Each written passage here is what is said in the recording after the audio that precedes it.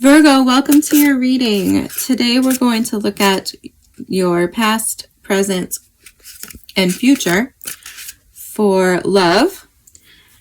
And at the end, we're going to pull you some oracles, of course. Virgo, I've missed you guys so much. I feel like it's been so long since I've checked in with you and with Taurus as well. My Virgo daughter, who has a Taurus moon, has been sick. So, among other things, life has just been hectic. So I hope that you guys have been doing well. And it's not like some weird Virgo thing to be sick right now. So I love you guys and I missed you. Let's get started and see what we have for you today. For Virgo spirit, what do we have for Virgo in love?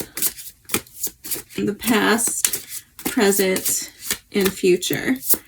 What do we have for Virgo in the past? What do we have in the past? Thank you. Okay, we're getting the Ace of Cups and the Seven of Swords. Fascinating. We'll clarify in a minute.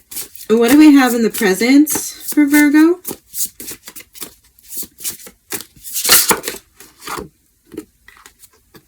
The Lovers. Gemini energy. And what do we have in the future in love for Virgo?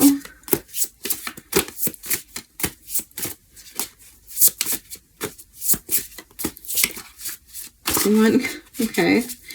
One card for Virgo, please, for the future. Okay. It's a secret. Secret. What do we have in the future? Thank you.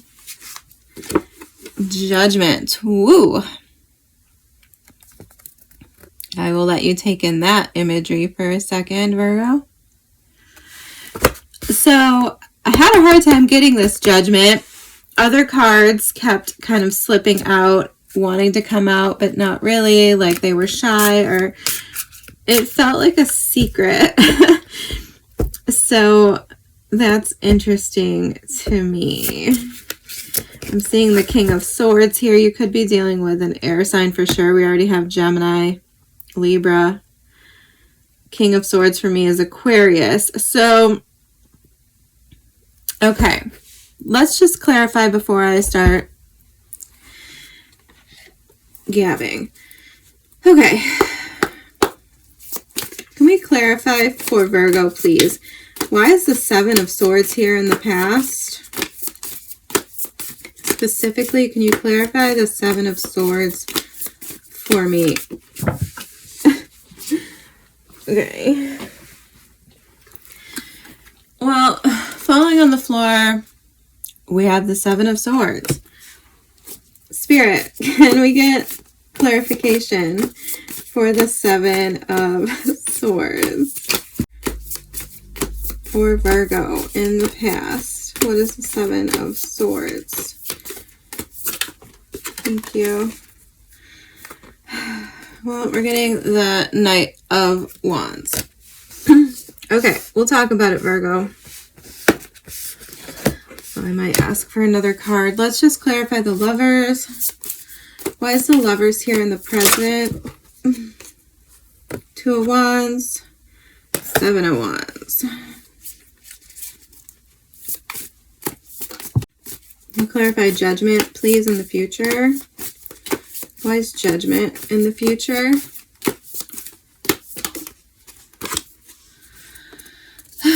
The Hierophant, the Ace of Cups again.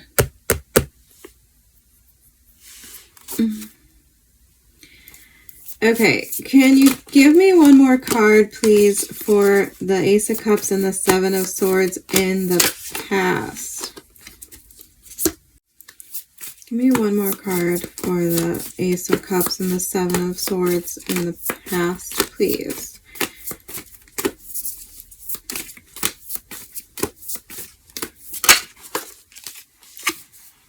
The Two of Swords. Yeah. What is going on? Okay. Give me one more card here for the Lovers. The Magician. One more. The Queen of Swords. Oh. All right. Strength at the bottom of the deck, Virgo. Yeah. This is what I'm going to need to get through this reading. What is happening here?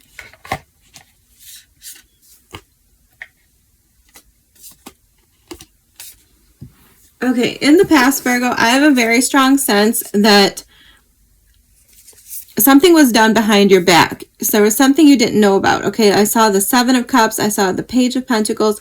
I'm getting a very, like, innocent feeling off of those cards. And the Seven of Swords twice is like lying, cheating, stealing. It's doing something behind someone's back.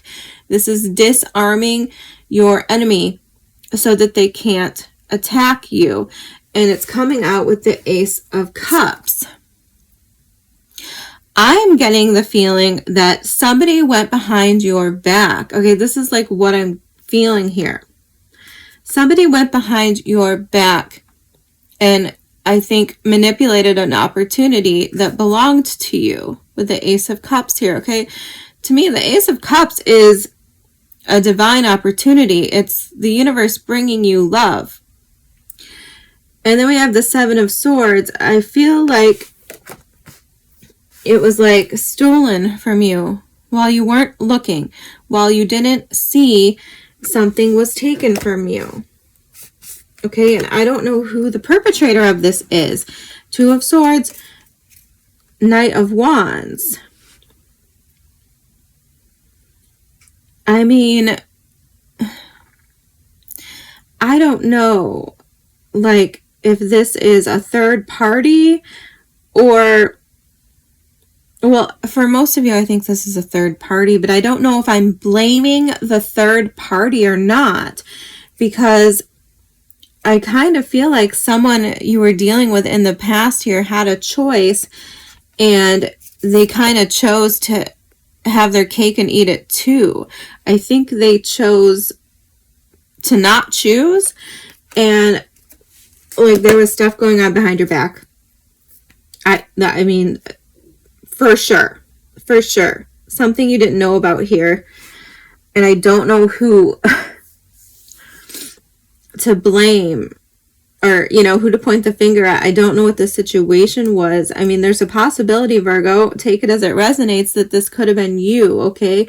This could have been you not wanting to make a choice, wanting to have your cake and eat it too. And I feel like losing an opportunity for love as a result. That was definitely somebody here who did that, okay? I mean, it's also possible that someone actively, like, manipulated a situation behind your back to turn somebody against you, right? Or something like this, like gossip or something. Very messy. I mean, when I was getting the cards out to clarify the past, it was very messy. Like, so I don't know what that's making me mad, though.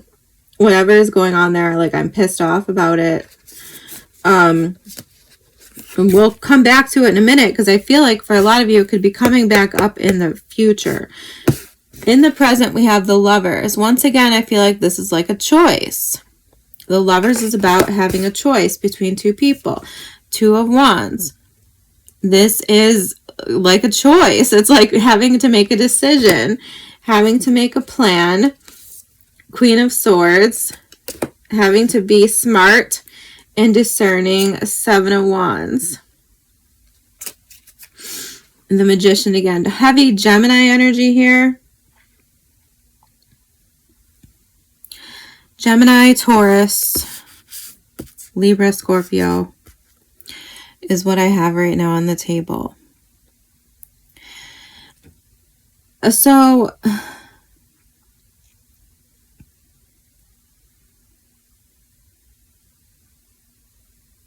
what I'm feeling here is in the present, okay? And I'm not blaming you, but I'm feeling like some of you are defensive and like the eye, I don't know how to explain what I'm getting off of this eye here, but I feel like it's like a magnifying glass. Like you guys are looking at something with a magnifying glass, right? Like I'm seeing like like a gloved hand, like wiping for dust. Like I feel like you guys are being very analytical and discerning about something. Queen of Swords. It's like you're overthinking a choice, okay? You're overthinking whether or not you want to be open up to something in the present. I feel like some of you don't even know if you want love in the present, okay? With the 7 of Wands and the 2 of Wands, I'm getting a very closed off energy, you see? The symbolism here of like the X's and the angry face, and you know, the crystal ball is like hiding behind the 2 of Wands. So this is like the sense I'm getting here, okay? Or you're dealing with somebody like this, take it however, but I feel like for a lot of you, this is you. You're very defensive, you're very protective, your guard is up, and you don't really know how to like visualize the future for yourself right now because you're a little bit like paranoid, okay? And I'm not blaming you for that, I get it. I get it, but it's like you're looking at things very closely and you don't know if you even want to like be involved with anybody, okay? But, okay, because the card that came out first is the Lovers.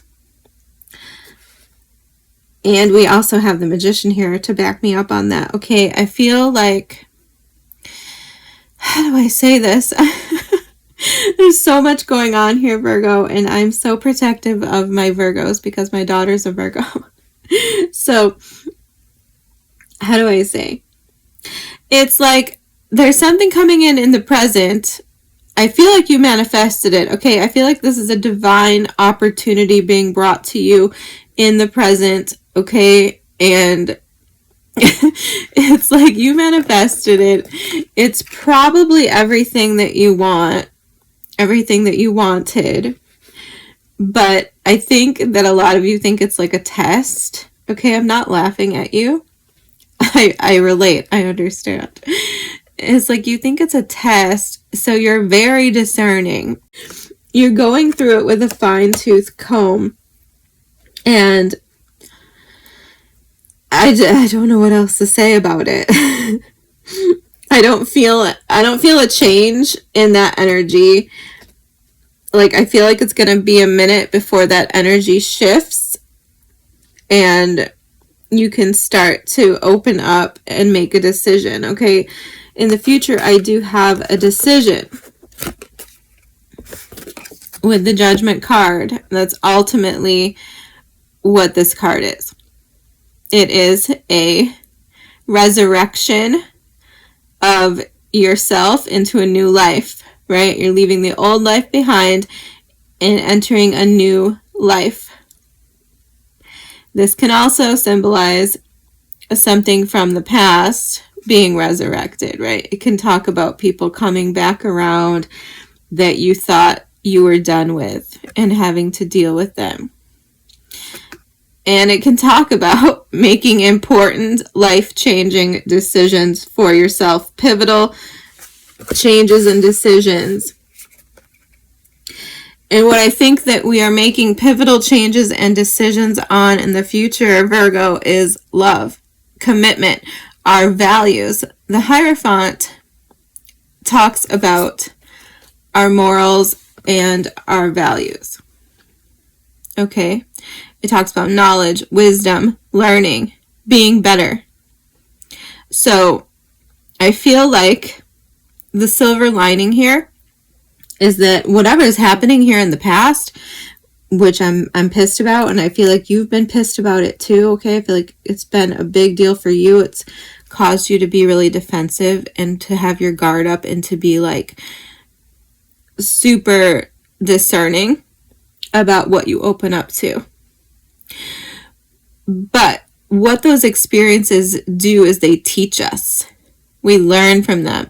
We get more grounded and certain about what our values are, what our morals are, what love looks like, the type of emotions, the type of person that we want to hold on to, that we want to commit to. So I feel like that is what's happening for you in the future here, okay? We do have the Ace of Cups. We do have the card of marriage. We do have the card of judgment, which is like a major turning point, revelation, renewal of life. So the energy is here on the table if you want a future that includes real love that you can commit to, that aligns with your values, that starts a new chapter for you in your life. If you want marriage, it's here. But I also feel like what is also here is a transition from feeling like you have to have your guard up, feeling like you have to overanalyze and get out your magnifying glass and look at situations and, you know, be scared and not necessarily trusting of your intuition, stuff like this. And we're moving into being certain, being more in touch with what it looks like when things do align with our values, what it looks like, what we, you know, when we see something we want. So that is what I'm seeing here, Virgo, in the future. I mean, this is this is beautiful energy, but I feel like it's been quite a path to get here. Let's see what we have for the oracles.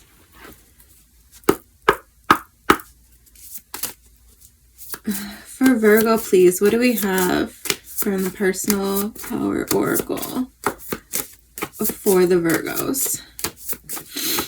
I apologize, Virgos. I'm stuffy. I've been kind of sick as well.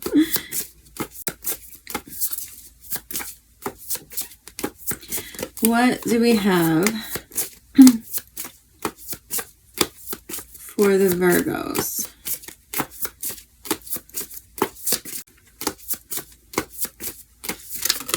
Oh, that's a lot of cards. Okay. So at the bottom of the deck, I can change my thoughts. Card number 4. Yeah, I saw, what did I see here?